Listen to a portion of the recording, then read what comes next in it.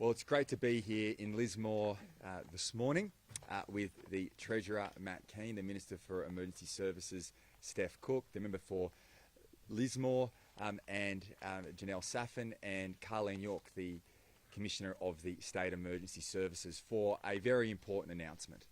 Today we're announcing $132 million of investment to ensure that the SES continues to have the resources to protect our communities. We're also announcing two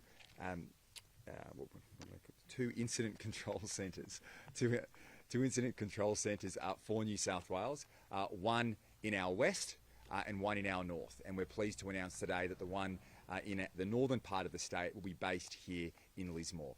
We want to ensure that the State Emergency Services has the equipment they need to keep people safe. It's obviously been a very difficult time for the communities in the Northern Rivers, and as I have said and as our government has committed, we will be here every step of the way.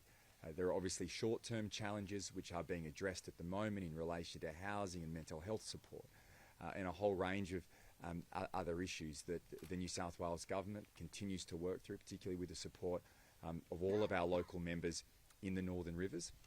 But in addition to that, there's a long journey to go, and I have committed that we will be here every step of the way, now and into the future. We currently, as many will know, have a review underway by Professor Mary O'Kane and Mick Fuller, and my expectation is that that report will be coming back to me shortly. As I've said, I don't want a political report.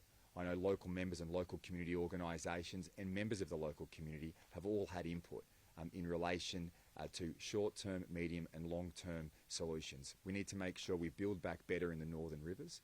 This commitment today of $132 million in support for the SES will make a real difference. We know that events will occur in the future, but we can't make the mistakes of the past, and I will ensure our government is there every step of the way into the future to make sure that our communities are more resilient when the next natural disaster occurs, and that we keep our people safe, have property protected, not just in the short term but well into the future as well.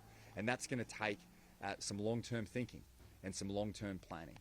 We need to make sure that, as I said, when the next flood occurs, that we're in a very strong position, that lives are protected, property is protected, and I believe that this commitment today from the New South Wales government will provide that support, not just in the short term, but in the long term as well. Now I'm going to pass to the Treasurer, then Minister Cook,